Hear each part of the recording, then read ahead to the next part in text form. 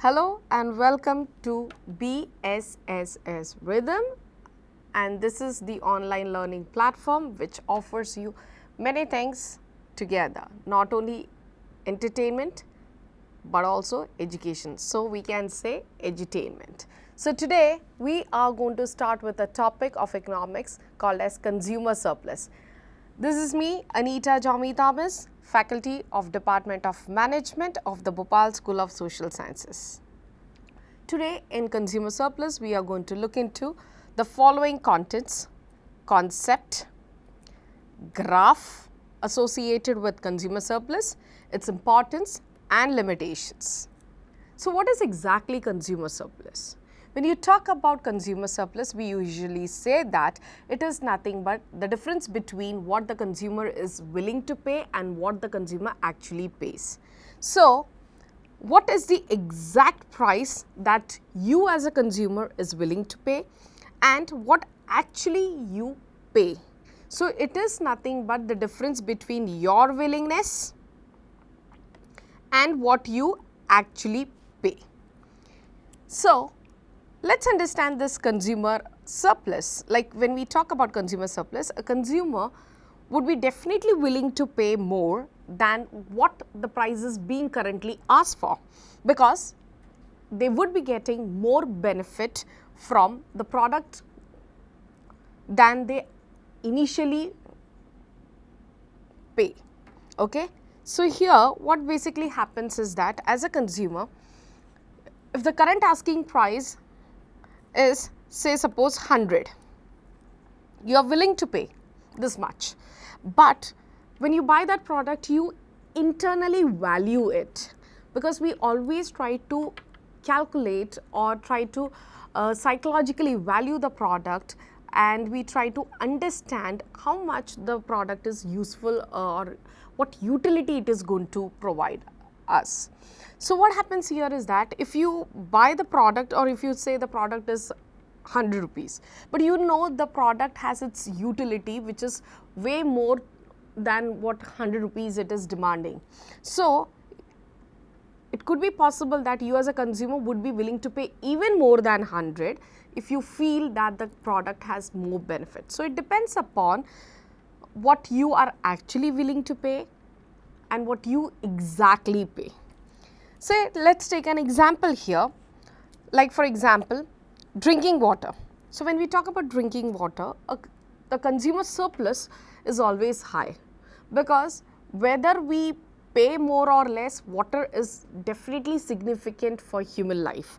So, here when we take an example of Gulf countries, we can see that people are ready to pay very high prices for drinking water, because it is very much needed for your survival.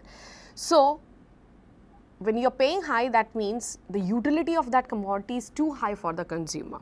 So, the consumer surplus would be definitely high in case of drinking water. So, if we put it differently, consumer derives excess of satisfaction over what he actually pays for the commodity. Okay? So, when he gains more satisfaction over what he pays for the commodity, then we call it as consumer surplus.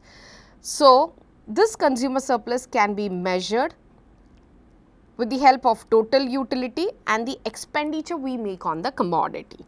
Now, let us understand the doctrine of consumer surplus with the help of the following schedule. Here we have units, marginal utility,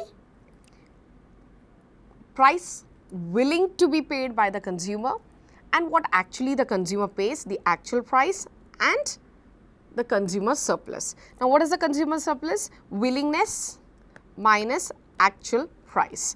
So, we are going to compare these two columns. So, here we have first, second, third, fourth. Total we are going to buy 5 units of a commodity. When I am buying the commodity for the first time, my marginal utility is 10. And when I am buying the second commodity, the utility is 7, 4 and 2 respectively for the third and the fourth unit of the commodity. As we all know that as you keep on consuming more and more units of commodity, the marginal utility of the commodity will keep on declining. A consumer usually psychologically weighs the price of the commodity with its marginal utility. So, here as I said, the price which the consumer is willing to pay and the marginal utility of the product would remain the same.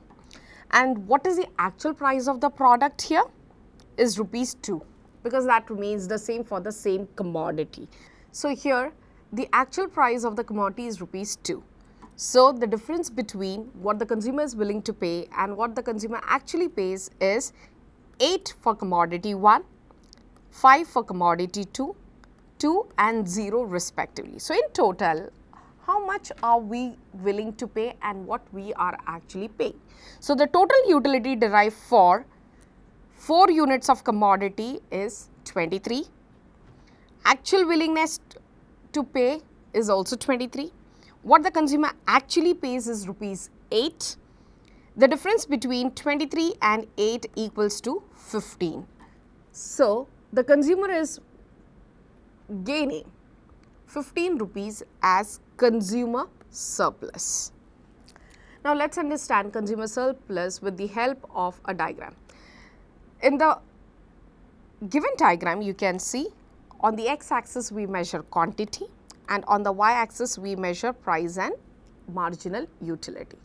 The demand curve of the consumer slopes downwards because the marginal utility keeps on declining as we consume more and more units of commodity. Now, O, D, S and M is the willingness of the consumer to pay for a product. Here the consumer is actually paying O, P, S, M. So the consumer is willing to pay O, D, S, M as the price, while he actually pays is O, P, S, M. So this area is what the consumer is actually paying, whereas O to D and SM, O, D, S, M is what the consumer is willing to pay. So where whatever be the price, if the consumer feels it is high, low, depends upon the consumer's willingness to pay. If he feels that there is a benefit he is going to derive out of it, then he would be in a position to pay more.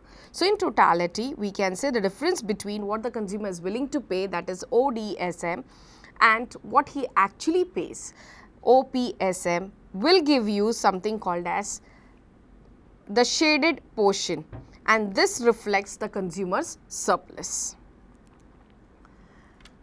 Now quickly let's understand the importance of this concept. So when you talk about consumer surplus, it basically helps us to understand or measure the gains from external trade, as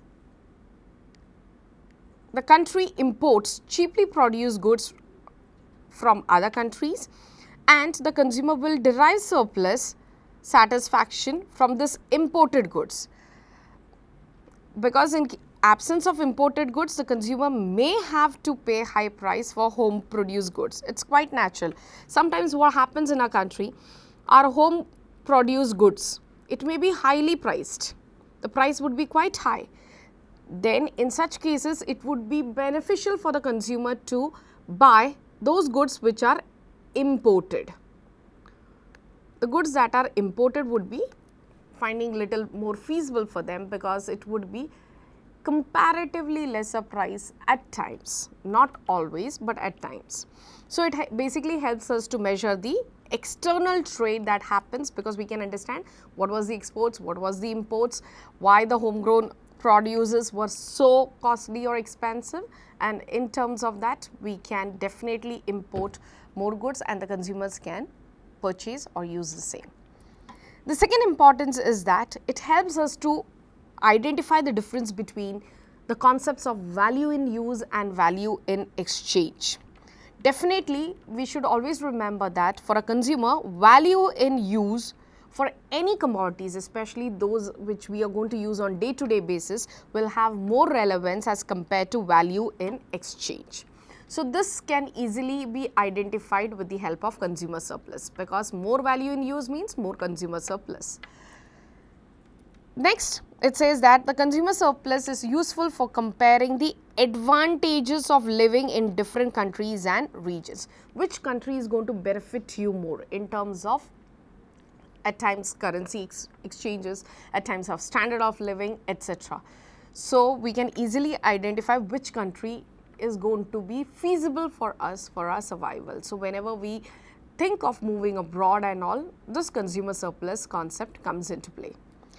Next, it also helps us in understanding public finance, where we can understand in which area the government can impose more tax. It's quite natural, wherever there is more consumer surplus, the government of the country would impose more taxes on goods.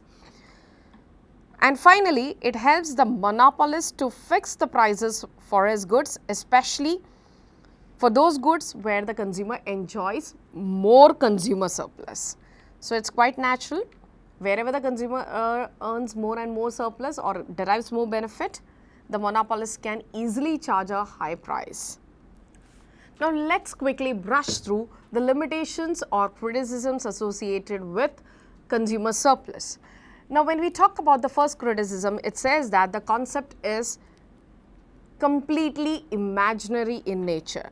Basically because when you talk about what I am willing to pay and what I am actually going to pay, it's all psychological, it's quite hypothetical in nature.